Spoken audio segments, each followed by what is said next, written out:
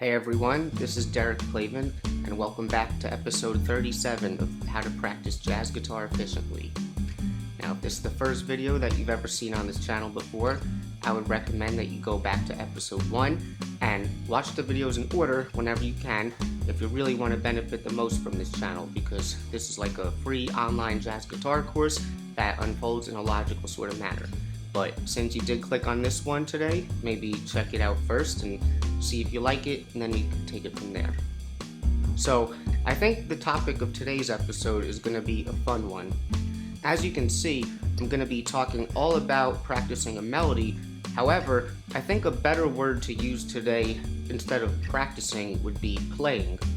I know that the central theme of this channel is what exactly we do in practice, but the main idea that I'm trying to convey to you today is to try to get you to approach this topic from a truly playful perspective.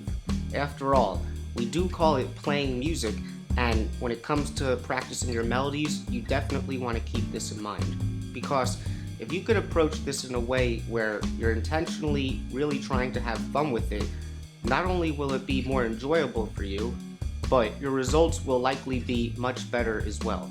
So, the example that I'm going to be using today, which is what I played in the beginning of the video, is the Thelonious Monk tune Hackensack. The melody of this tune sounds a little bit like the melody to his more popular tune Well You Needn't, but it's still unique and has some cool things in it. And this is also essentially a contrafact for the George Gershwin standard Oh Lady Be Good. And also, I just wanted to let you know that when I was searching for different versions of this song, I found a version that had a really cool lineup of musicians that you've never heard together before. So if you search on YouTube, you can find a version that features John Coltrane, Stan Getz, and Oscar Peterson all on the same recording. So make sure to check that out as well. So I thought it would be cool to pick a Monk tune for this lesson because when it comes to Monk, he really is all about the melody, amongst other things as well. So I'm going to start with the assumption that whatever melody you may be practicing has already been learned either by ear or off the chart, even if you can't play the melody fluently yet. Okay, so the first obvious thing that you want to do is literally just practice the melody over and over again. I already mentioned in previous episodes that you want to at least get to the point where you can play the melody fluently and in time and hopefully memorized. I also mentioned how you could take a melody and practice it in a way where the metronome progressively gives you less and less time, and this specifically is great for developing your time. So I'm not going to show you any of this right now just because I already played the basic melody in the beginning of the video, and I demonstrated that metronome exercise in episode 34 if you want to see a demo of that. Now, when you're practicing a melody, you really don't want to overlook the importance of playing it over and over again. While the importance of working on things consistently over a matter of time is always a good idea, when it comes to something like this, You also really want to put in a lot of reps just within one practice session. This may seem boring at first, but that's why I said you want to approach this with a mindset of really trying to have fun with it and enjoying the process. You see, eventually we're going to get to the point where we are more so playing around with the original melody, as well as incorporating it into our solos, where we're essentially letting the melody be our guide, which is a very common and excellent piece of advice. Now, it's definitely fun to do these sorts of things, and we're going to explore them in a bit, but in my opinion, it may not come out as good as you may want if you aren't first just playing the basic melody over and over. I made a point in an older episode where I said that in my opinion, when good, genuine improv is happening in the moment, it should essentially be happening as a byproduct of all your work, loosely speaking. Although we're obviously working hard and tapping into all of our skills and faculties when we're actually playing, you may have noticed that the times when your improv feels the best, it tends to seem almost effortless, or like you didn't have to try to play what you ended up playing. I kind of see this idea of practicing the melody over and over in a similar way. Even if you start by playing the melody very straight and unembellished, the more comfortable you get, the more you'll naturally start to just play around with it. And it will just happen almost as if you didn't really have to even try. And the same thing leads to you being able to let the melody be your guide in your improvised solos feel all the more natural.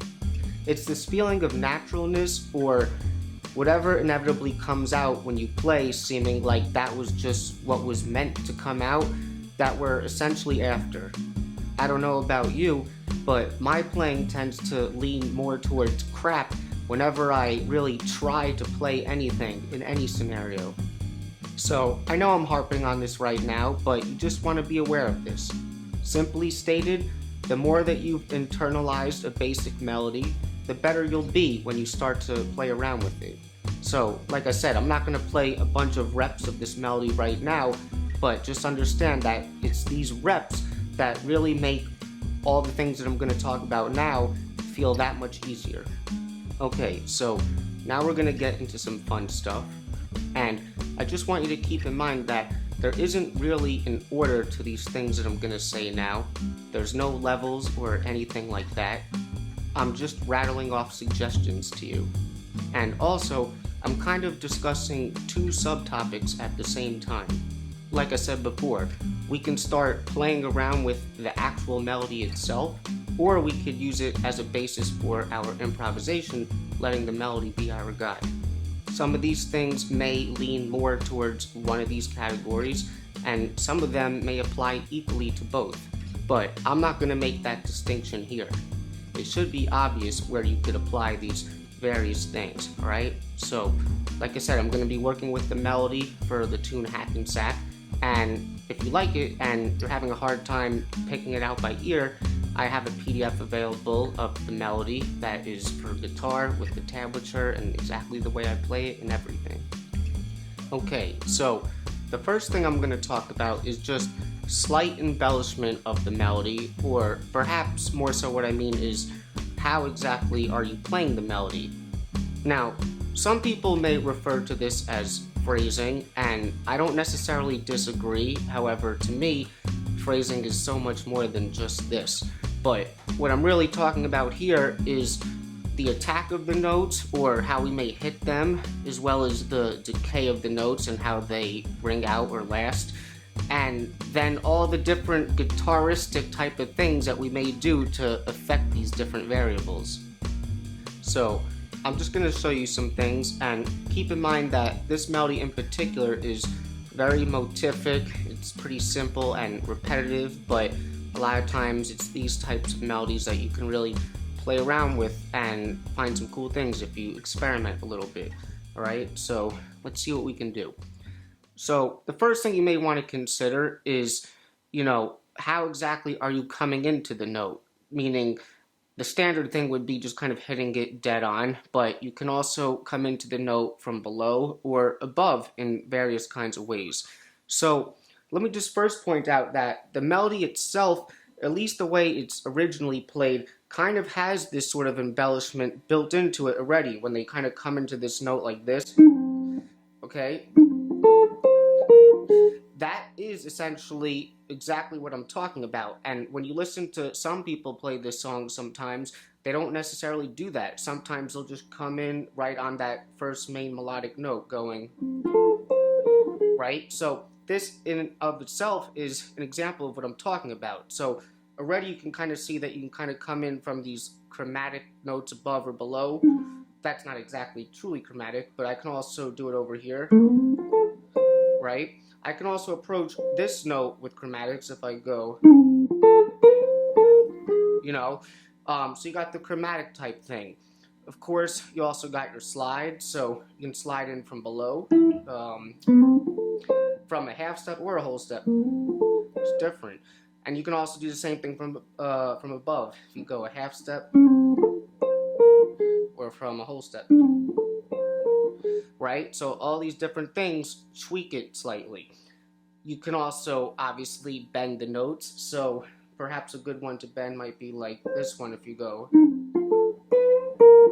right? So that may give a certain effect. Now, another thing that you may want to consider when it comes to the attack is, and depending on what comes before it, do you want to pick the note specifically, or do you want to perhaps hammer on or pull off to it? So with this melody, you know, that would be more of like hammer-ons, you know, or you could pick everything, right? So there's that to consider. And this kind of leads me to the next point, and this is just a slight tangent in terms of the category of things that a lot of guitar players do that annoy me, which is that I don't know why guitar players think they own the rights to the terms legato and staccato as if it's all about hammer-ons and pull-offs. And, you know, those terms were around long before any sort of modern-day guitar ever existed. Maybe they had lutes at that time, and they were playing legato and staccato on all other instruments. And it doesn't necessarily have anything to do with hammer-ons and pull-offs. You could still play legato picking every note, all right? So the main thing to understand is with legato, generally speaking, the notes are ringing one into another without any space in between, even if you're picking. And with staccato, obviously there's more space. So to demonstrate, the staccato would be like, let me do that again, right? More legato, right? But still picking generally everything. So there's that to consider. And the staccato really does have a good effect sometimes. And oftentimes I'll say to beginners, because when beginners are learning and they're practicing their technique, a lot of times they'll play staccato unintentionally. And I always tell them, if you're playing staccato by accident, that's not a good thing. But when you do it intentionally with purpose, it can be a nice effect sometimes, all right? So that's another thing to consider. And the next thing I would say on this topic is, you know, in terms of the decay of the note, well, that also has to do with staccato or legato, but you can also perhaps add some vibrato in certain places. So maybe if I, you know, put some vibrato on this note, and then that next note that it goes into, like I keep it short, that may produce a certain effect. If I go, sorry, you know, that was a little exaggerated, but that's another thing that you could do. So all these little things can potentially have a significant impact on the overall feel of what you might play and how the listener may interpret or respond to it. Now, the last thing that I'll mention for now that I suppose you could put in this category would be the dynamics, or how loud or soft the notes are. Now, this in particular is definitely important, but I'm not really going to go in depth with it today. This topic probably deserves its own focus, but you just want to be aware of this as well and how it affects the phrases, especially when you consider the dynamics of individual notes, because it's not just about the whole phrase being at a certain volume or whatever. Sometimes you may accentuate certain notes to bring them out. So all this stuff matters. So just be aware of this as well. So the next thing that you may want to try playing around with is the rhythmic component of the phrasing. So I'm going to show you a couple ways that you can essentially toy around with the rhythm, but the way I see it, I don't think these things are mutually exclusive. They definitely overlap, but I guess you can kind of see them as like different approaches that may or may not lead to the same results. So, the first thing that we may want to try is just your basic rhythmic displacement, which I've talked about in previous episodes before. This is when we take a note from the original melody and essentially displace it either forward or behind the original rhythmic placement of the note. And keep in mind that the possibilities of what you may do are dependent on the specifics of the actual melody itself. So, to give you some examples, let's look at the first phrase. And we're going to look at this in an unembellished way. So instead of thinking of it like, I'm just going to come in on that first note head on, like 1, 2, 3, 4. Right? So if we look at that first note, maybe we want to displace it in front of the beat so it comes in on the and of 4, giving it some syncopation and push. That would turn it into this. 1, 2, 3, 4. Right? So we can also displace it behind the beat. So maybe we want it to come in on the and of 1. Now, in this situation, since we already have a note on the and of 1, if we were going to do that, we would have to alter the rest of the rhythm to make it fit. So the original rhythm was 1 and 2, 3, right? But if we come in on the and of 1, it'll have to turn into this. 1, 2, 3, 4, 1. Right? So that's one example. And then to show you one more, if we look at something like in the bridge, originally you had a lot of these notes coming in on upbeats where it was 1, 2, 3, 4. Right? But maybe we want to displace them so some of those are coming in on downbeats and it kind of changes it up a little bit. So if I come in on the downbeat of 4 instead of the and of 4 and then alter some of the other rhythms, you might get something like this. 1, 2, 3.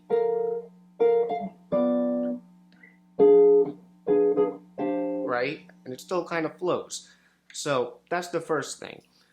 So the second thing that you may want to try, which definitely overlaps with the first thing, is just taking the original rhythm of the phrase and kind of playing it either behind the beat or ahead of the beat. So if I were to show you behind the beat first, after the original placement, so maybe I want to come in on the downbeat of 2, and those first 3 notes would then have to turn into eighth note triplets. So the original melody, 1, 2, 3, 4, would become 1, 2, 3, 4, 1. Kind of play that bad. 1, 2, 3, 4, 1. Right? So that would be behind the beat.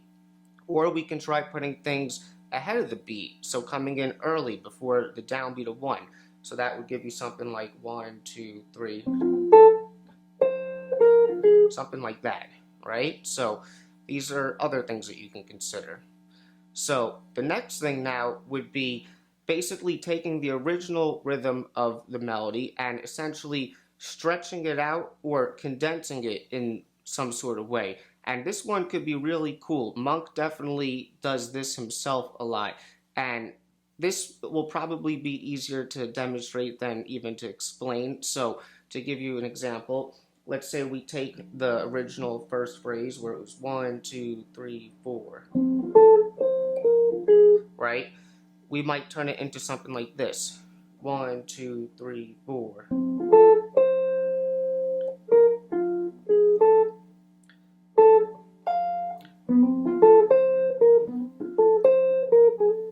Right? So that can have a real nice effect on the melody as well. So the last thing that I'll say on this topic for now is that we can just simply take the original rhythm of the melody and just create a variation or change it up so that it's rhythmically different but perhaps fitting within the same space of time. So another example, if the original melody was, right, maybe we want to turn those notes more into like quarter note triplets where I might do something like 1, 2, 3, 4. You know, something like that. So these are just some possibilities, and it really just takes some experimenting and playing around to find some cool ideas. So I just want to show you a few more ideas today, and the next one now would be to try to identify what you feel would be the most important and melodic notes of each of the phrases in the melody, and then really try to focus on those notes in particular and play around with them, come up with some variations and whatnot. And when you do this, this doesn't necessarily mean that you can only play those notes, but you may say that by isolating them beforehand, it could free you up melodically and just give you more room to play with things, if that makes sense. So let me show you what I mean. If we take a look at the A section of this tune, if I were to play it with just what I feel are the important melodic notes, you'd get something like this. 1, 2, a 1, 2, 3, 4.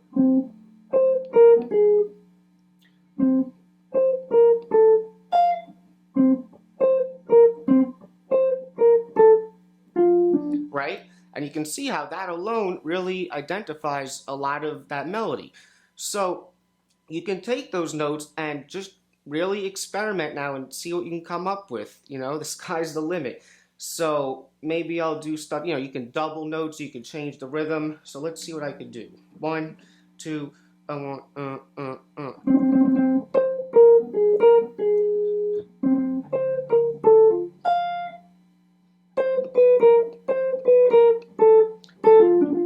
you know?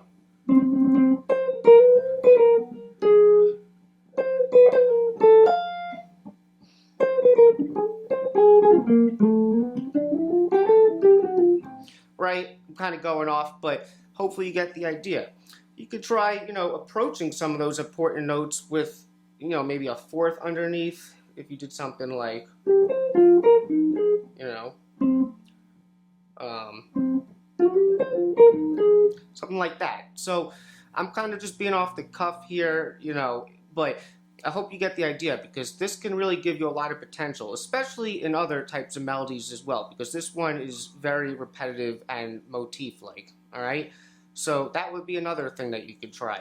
And also, just for the bridge, there's literally only 2 main melodic notes for most of the bridge until maybe the last bar or so. So that would be this note and this note. And I know that I'm not playing with the changes behind me right now, but if you try to hear them, you know, you could do that over the whole thing and it just works. So just play around with it. If you go 1, 2, 3, 4.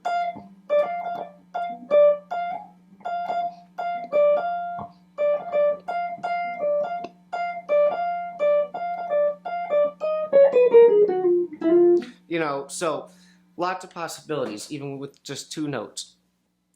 All right, so the last idea that I'll give you today that you may want to try would be to take any individual phrase of the melody and treat it as if it was like a motif that you might develop throughout the form.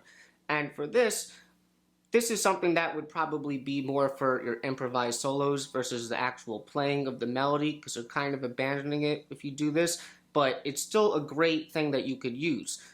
Now, also keep in mind that this type of stuff works great for this particular song because it's very diatonic and kind of simplified. But if you have other tunes with a lot of chord changes and modulations, you got to be careful with what you're doing, all right? So let me show you what I mean. Say we got this, right? Even these 2 notes, and maybe that one too. Maybe I want to do something like this. 1, 2, 1, 2, 3, 4.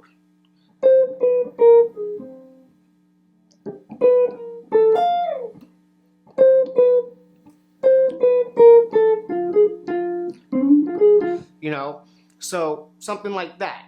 Another one that you may not expect that actually works great is to literally take that quick embellishment at the beginning, that part, you know, you could just kind of play that over the whole form. If you do something like 1, 2, a 1, 2, 3, 4.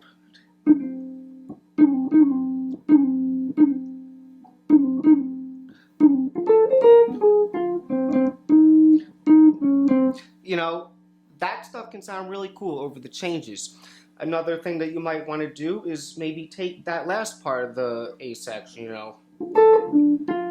I think I did that in the beginning when I did something like,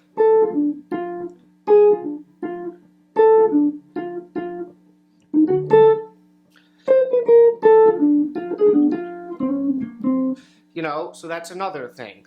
So, you get the idea? So, there's a lot of different possibilities of things that you could do, and I'm just giving you some to help you get started. So, before I wrap up this video, what I'll do for you now is I'll just improvise a little bit on the form with my little backing track, and I'll really just try to adhere to the melody or play off it like I've been talking about.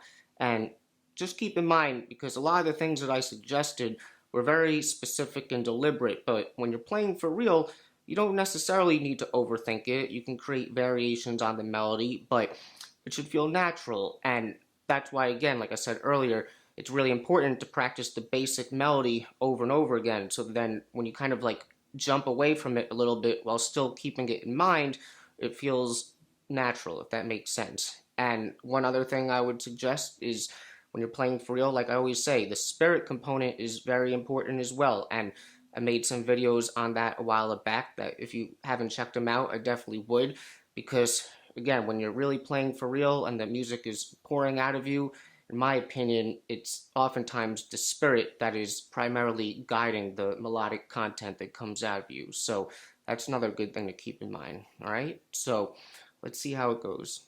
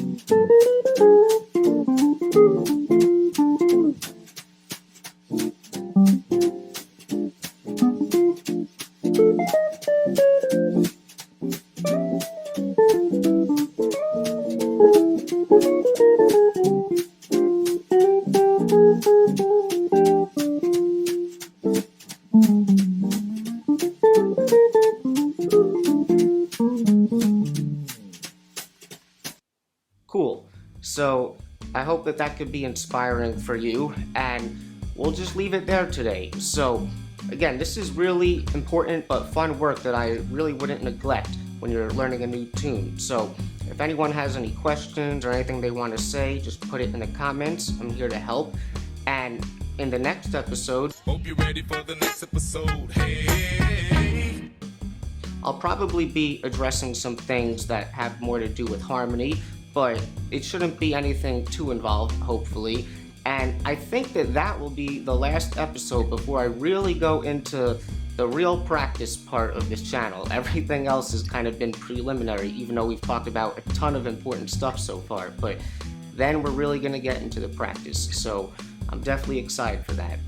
So that's it, and if you enjoyed this video, I would appreciate if you gave it a like and consider becoming a subscriber, as well as a contributor to Patreon, where for $5 a month, you get all the PDFs on this channel that come out. And if you think anyone else would enjoy this content as well, please share it with them. And I will see you guys in episode 38. Swinging and playing the blues. That's what we about. I try to help you.